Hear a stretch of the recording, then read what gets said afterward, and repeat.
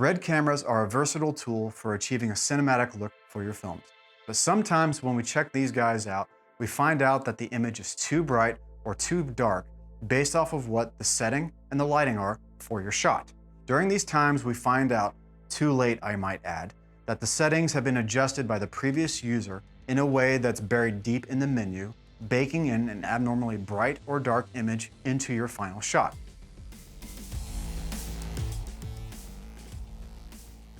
Now, while it is true that reds record in a RAW format, allowing for things like the white balance and the ISO to be adjusted in post, it is also true that other features like the f-stop and shutter are not RAW based because they directly inhibit the amount of light falling onto the sensor. So if the previous user adjusts any of the following: saturation, RGB gain, contrast, brightness, shadow, floating lookup tables, exposure compensation, lift gamma gain controls, RGB curves, and/or the luma curve. And not only do you fail to catch these settings, but you compensate for them by adjusting your f-stop and shutter, then the damage is done, my friends, and that noisy image is going to be here to stay. I'm speaking from personal experience on this. So today I'm going to teach you how to compensate for this by wiping the slate clean, formatting the camera so you can configure it the way you want it to work.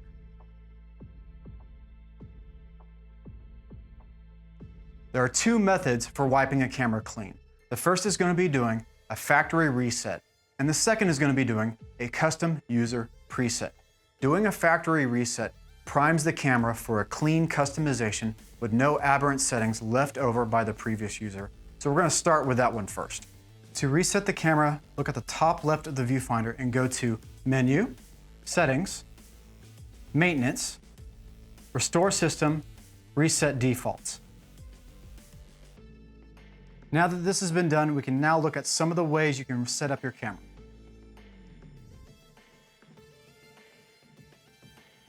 Because of the versatility of reds, we can never take for granted that the resolution and frame rate are going to be set the same every single time. Those, along with compression and audio, affect our recording quality more than anything else and need to become habitually checked every single time the camera is turned on, along with the standard ISO, white balance, shutter, and iris. The compression ratio is limited by the resolution and frame rate. The lower the resolution, the slower the frame rate will allow for a higher recording quality. As a baseline, consider this. A ratio of 5:1 or less is ideal.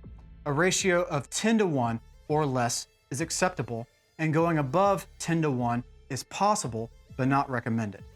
If you're worried about long takes for live events and interviews, be sure to go to red.com or download the Red app so you can find out the data needs at a given resolution, frame rate, and compression. This camera will also tell you how much recording time you have available once the Red Mag is plugged in. When dealing with frame rates, audio becomes an issue. The camera will only record audio internally if the frame rate matches the time base. All other frame rates will not record audio. The standard audio recording frame rates are going to be 23.98, 24.98, 29.97, and 59.94 frames per second. All other frame rates will not record audio, nor will they show a level on the audio meter. So if you've plugged in a microphone into this camera and you are not getting a level, the first place you should check is the frame rate.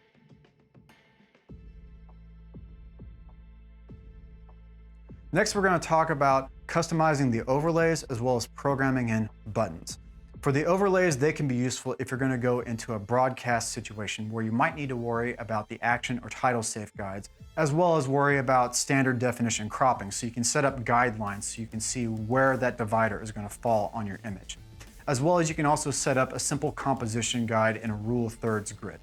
To set up your guides, you'll want to go to Menu, Setting, Display, Guides. Frame guides will set up the general guide if a particular cropping is going to happen in post, like 16:9 or 4:3. These are important if you're worried about formatting for broadcast television. The tabs Action Guide and Title Guide will set up guides for action safe and title safe. In most instances, unless you're worried about a specific cropping that will happen in post, if you choose to activate the guide, leave it to the full setting. The general controls offer some useful features like shading. This setting will darken off parts of the image that the sensor will not be using for recording as a result of windowing or cropping. And the grid function sets up a rule of thirds grid on your viewfinder. For learning which buttons do what, go to Menu, Settings, Setup, and Keys. From this menu on the Key Mapping tab, pressing any button on the exterior of the camera will prompt the interface to display what that button is currently programmed to do and give you the option of assigning a different function to it. By far, the most useful buttons are going to be the Magnify and Exposure Check buttons. I highly advise learning where they are on your current model of Red and/or programming them in if they have not been assigned to a button for some reason.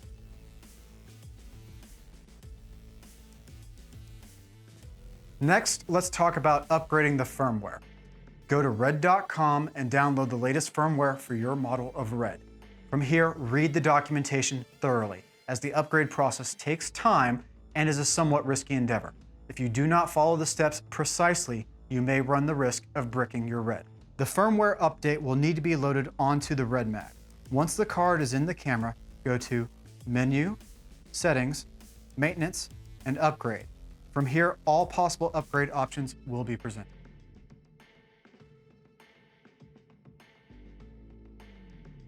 Now it's time to learn how to save those presets so they won't be lost when you check the camera back into the rental house.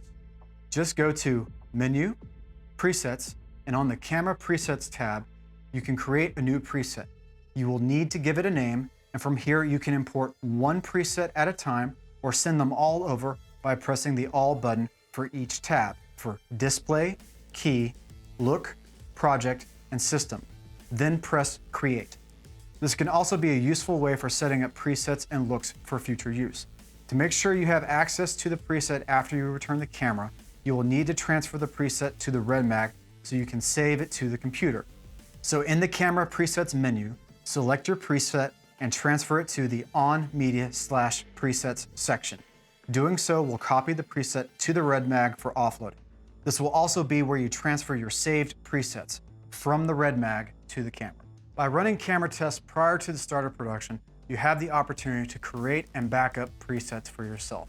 That way, even if you have to return the camera to the rental house, when you reacquire the camera, you can download and reinstall those presets, overriding whatever the previous user set the camera to, even if the rental house factory reset the camera themselves.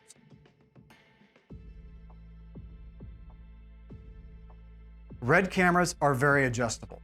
This is both a strength and a complication. If the camera's base ISO was tampered with by any of a number of settings found deep within the menu, and/or you were on a non-standard frame rate, thus not recording audio in camera, and you as the director of photography fail to catch it, that's on you. Resetting the camera back to factory and/or loading user presets is the best way to wipe the slate clean. That way you can get up and running faster. Today, we took a look at how to reset the camera back to factory defaults, upgrading the firmware, setting up frame rate, resolution, compression, and audio, setting up camera overlays, as well as programming in custom button configurations. And lastly, we learned how to save those presets for later use. If you found this video helpful, please be sure to like and subscribe. And as always, thank you for your time.